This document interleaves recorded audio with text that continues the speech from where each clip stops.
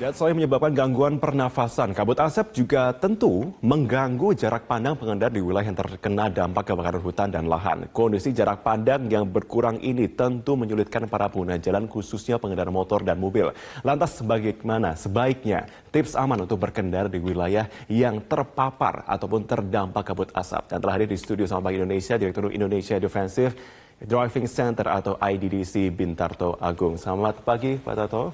Selamat pagi. Oke, sebenarnya kok kita bicara mengenai kabut asap pekat terus terjadi, memang sebenarnya yang paling aman memang tidak usah berkendara. Tapi kan kita tahu kalau memang di Sumatera dan Kalimantan mobilitas masyarakat masih tinggi ya. Mereka masih mengandalkan kendaraan pribadi seperti itu untuk kemudian beraktivitas. Tapi sebenarnya dengan keadaan tadi Pak, kok kita bahas pertama di Jabung Barat ya, jarak pandang 100 meter. Nah, tips seperti apa Pak yang bisa diberikan kepada mereka yang menggunakan mobil? Oke, terima kasih. Jadi kalau kita menghadapi keterbatasan suatu kondisi ya, karena keterbatasan jarak pandang, ya, ada 3 tips dasar sebenarnya yang bisa kita lakukan.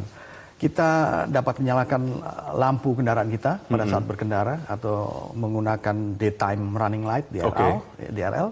Kedua, kita harus menyesuaikan kecepatan, mengurangi kecepatan berkendara karena keterbatasan jarak pandang tersebut.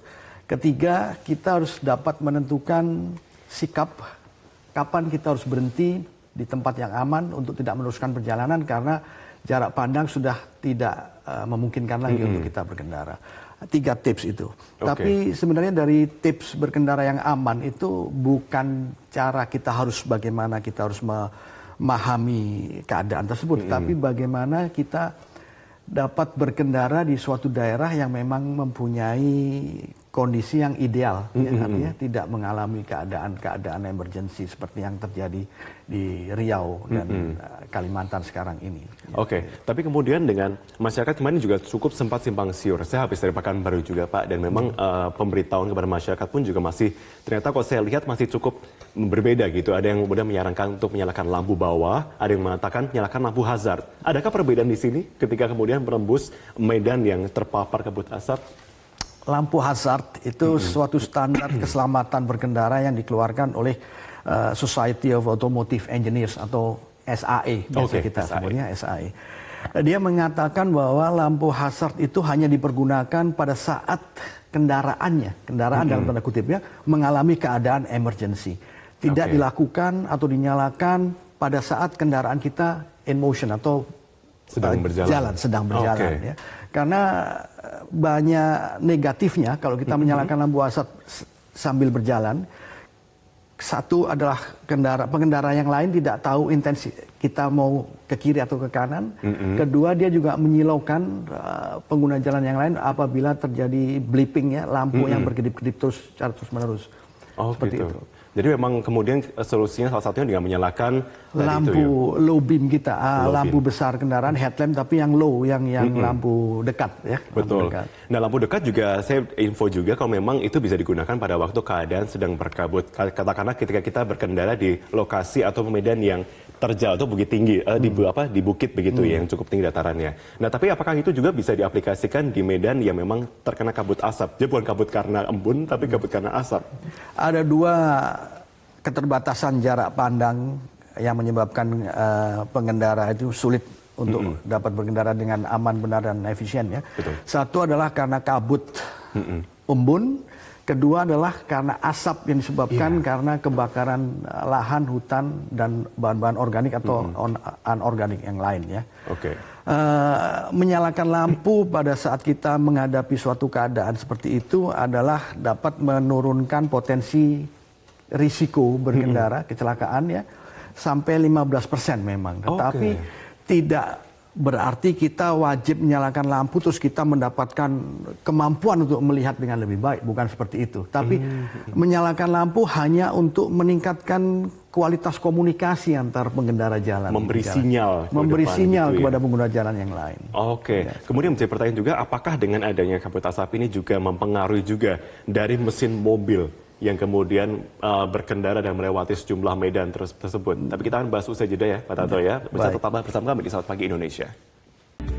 Anda kami bersama kami di Selamat Pagi Indonesia, pemirsa. Oke, Pak Tato, tadi sebelum saya bahas mengenai dampak kepada mesin ya, tapi kita bicara mengenai jarak pandang dan juga kecepatan mobil. Bisakah kita menyesuaikan di sini untuk kecepatan dari kendaraan dan juga jarak pandang ini untuk amannya? Ya, jadi kita punya apa yang namanya jarak pandang minimal atau ideal bagi pengendara pada saat dia berkendara. Oke. Untuk kendaraan, ini berlaku untuk kendaraan kecil, besar, light vehicle, heavy vehicle, dan seterusnya ya, maupun motorcycle ya. Jarak pandang ideal adalah sebagai contoh kecepatan 40 km per jam. Ya, kita paling tidak memerlukan jarak ideal pandang adalah sekitar 46 sampai 50 meter. Oke. 40-50 meter, oke.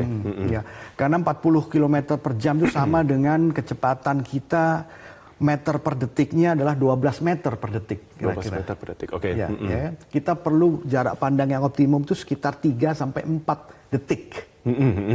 Ya, jaraknya. Jadi 12 kali 4 ya sekitar 48 meter sampai 50 meter. Itu yang semakin tinggi kecepatan, semakin memerlukan jarak pandang ideal yang lebih besar lagi. Lebih jauh, lebih luas lagi begitu lebih luas lagi. Bagi kendaraan yang lebih besar dibandingkan dengan kendaraan yang lebih kecil memerlukan jarak pandang yang lebih panjang bagi kendaraan yang lebih besar. Karena jarak berhenti, kemampuan berhenti kendaraan yang lebih besar dibandingkan dengan kendaraan yang lebih kecil memerlukan jarak berhenti yang lebih jauh, lebih panjang. Oke, berarti kalau misalnya tadi itu sekitar 400 meter, misalnya jarak pandang kita 400 meter, berarti kecepatan kita pun juga kemudian bisa diperkirakan. Ya, jarak kecepatan optimumnya ya, karena kita tidak dapat melebihi apa yang sudah diatur dalam undang-undang ya. Kita punya Undang-Undang Nomor 22 Tahun 2009 yaitu Undang-Undang Lalu Lintas dan Angkutan Jalan yang mengatur berapa kecepatan minimum, berapa kecepatan maksimum di daerah-daerah atau di jalan-jalan tertentu. Oke. Ya.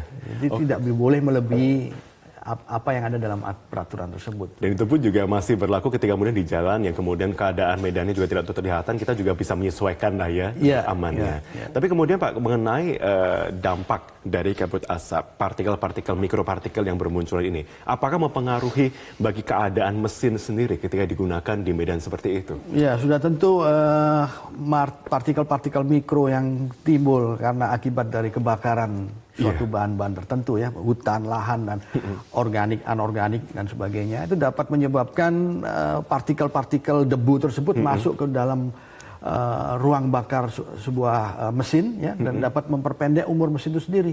Oke. Ya, dibandingkan dengan udara yang lebih bersih ya tentunya ya. Terus restorasinya bagaimana itu kemudian untuk mengembalikan fungsinya lagi? Kita harus lebih cepat lagi untuk menservis atau memaintain kendaraan kita tentunya.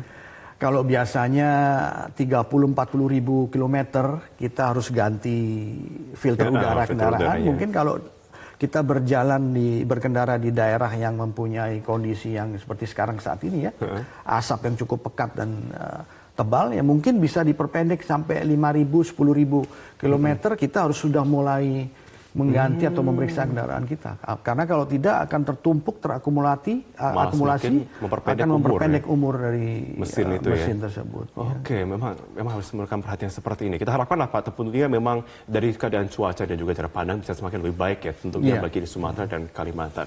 Baik, Pak Tato, terima kasih Pak untuk waktunya di Selamat Pagi Indonesia. Sama-sama. Sangat berguna sekali tipsnya kepada masyarakat semua, apalagi yang masih berkutat dengan keadaan yang sangat memprihatinkan ini.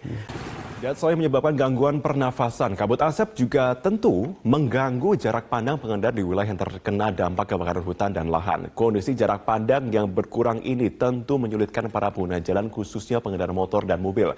Lantas bagaimana sebaiknya tips aman untuk berkendara di wilayah yang terpapar ataupun terdampak kabut asap? Dan telah hadir di studio Selamat Pagi Indonesia, Direktur Indonesia Defensive Driving Center atau IDDC Bintarto Agung. Selamat pagi Pak Tato. Selamat pagi. Oke, sebenarnya kalau kita bicara mengenai kabut asap pekat terus terjadi, memang sebenarnya yang paling aman memang tidak usah berkendara. Tapi kan kita tahu kalau memang di Sumatera dan Kalimantan mobilitas masyarakat masih tinggi ya. Mereka masih mengandalkan kendaraan pribadi seperti itu untuk kemudian beraktivitas.